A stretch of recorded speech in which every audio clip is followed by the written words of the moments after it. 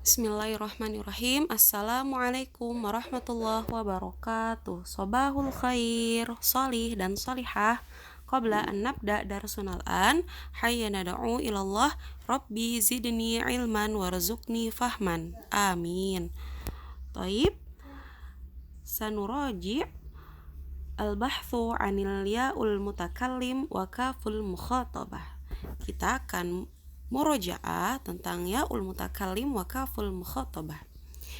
Mubasyaratan ya'ul mutakallim. Kita membahas tentang ya'ul mutakallim. Apa sih ya al-mutakallim itu?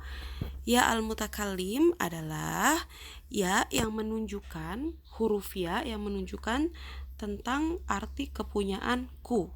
Ya, arti kepunyaanku. Langsung saja ke contohnya agar lebih paham.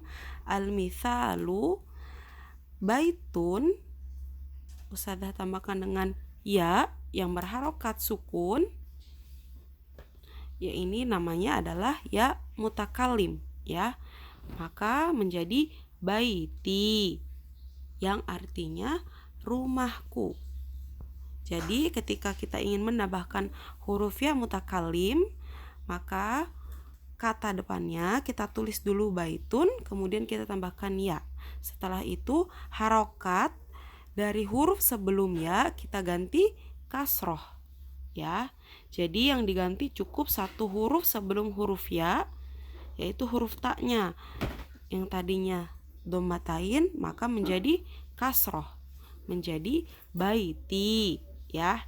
Huruf depan-depannya lagi tidak diganti, tidak diapa-apain. Hanya huruf sebelum ya-nya saja yang diganti dengan kasroh. Yang tadinya artinya baitun adalah rumah, maka ketika ditambahkan dengan ya mutakallim akan menjadi baiti yang artinya rumahku. Kemudian gurfatun, ruangan atau kamar artinya. Ketika ditambahkan dengan ya mutakallim, maka huruf taknya kita kasrohkan, karena huruf ta ini yang paling dekat dengan ya. Jadi kita kasrohkan, kemudian huruf yang lainnya tidak diapa-apain, didiemin saja. Gurfatun, kamar. Gurfati, kamarku. Surun, suri, pagarku. Sahatun, sahati, halamanku. Jadi insya Allah gampang ya nak ya, sangat mudah. Hanya tinggal menambahkan ya di belakangnya, dan harokat sebelum huruf ya-nya kita ganti dengan kasroh.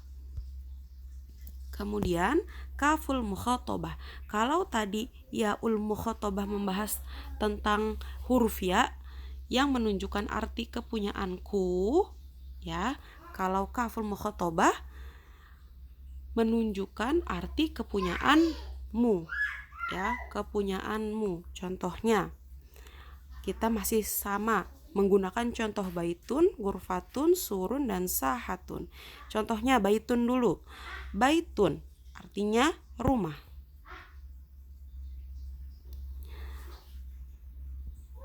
Baitun artinya rumah.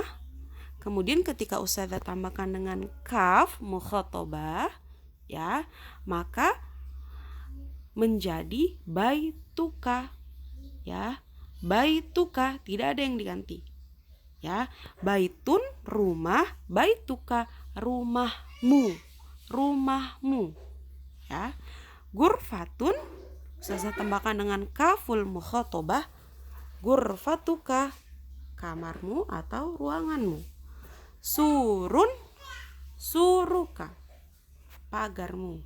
Sahatun, sahatuka halamanmu, ya. Jadi sangat berbeda. Yaul mutakallim, kalau dia yaul mutakallim yang ditambahkan pasti huruf ya di belakangnya, ya, sama-sama di belakangnya. Kalau yang ini kaful mukhatabah ditambahkan dengan huruf kaf. Kalau yang ya al mutakallim menunjukkan arti aku, kepunyaanku, maka sudah jelas rumah. Rumah siapa ini? Rumahku ketika ada ya mutakallim. Tapi kalau kaful mukhatabah, rumah siapa ini? rumahmu, ya. Kemudian, nah, kaful mukhatabah tadi nih bisa domirnya digunakan untuk laki-laki dan perempuan, tetapi harokatnya berbeda.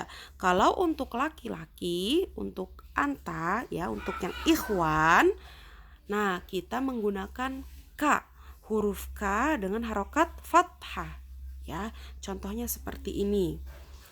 Baituka, ya, baituka artinya rumahmu, rumah kamu, tapi kamunya laki-laki atau perempuan. Nah, kalau harokatnya fathah, baituka, maka berarti menunjukkan rumah itu punyanya laki-laki, baituka, ya. Kemudian kebalikannya, kalau ki, baituki, ya, untuk perempuan. Bedanya hanya itu saja, hanya di baituka dengan baituki, gurfatuka, gurfatuki, suruka, suruki. Yang membedakan hanya antara ka dengan kinya, tapi artinya sama-sama kepunyaanmu, ya. Jadi kita sesuaikan, jika kita bicara dengan ikhwan maka kita bicaranya baituka, ya. Kalau kita bicara dengan akhwat maka baituki, rumahmu, tapi untuk perempuan. Thaib, sholi dan sholihah, semoga dapat difahami pembahasan yang Ustazah sampaikan. Naqtatim bid du'a kafaratul majlis. Subhanakallahumma wa bihamdik asyhadu an la ilaha illa anta astaghfiruka wa atubu ilaik. Syukran, jazakumullahu khairan. Assalamualaikum warahmatullahi wabarakatuh.